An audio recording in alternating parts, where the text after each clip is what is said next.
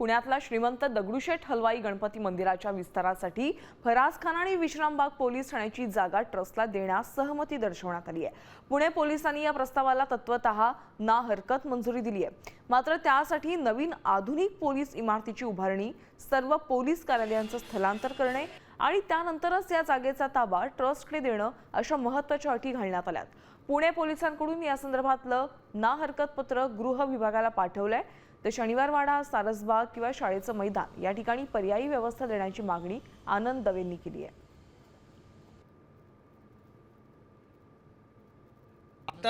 आता पहिल्यांदा आपल्याला त्याच्याकरता हा जो गृह खात्याकडे जाईल, त्यानंतर तिथं वरती मंत्रालयात पाठपुरावा करून त्याची मान्यता आणल्यानंतर सर्वात प्रथम त्या 2 पोलीस स्टेशनची निर्मिती आपल्याला करावी लागेल आणि त्यानंतर शासन ज्या पद्धतीने ठरवेल त्या पद्धतीने आपण ती जागा ताब्यात घेऊन, म्हणजे त्या बदल्यात ते बांधून द्यायचं, त्या जागेचा मोबदला द्यायचा, अशा पद्धतीने मग त्यानंतर मंदिराचं विस्तारीकरण त्या ठिकाणी केलं जाईल।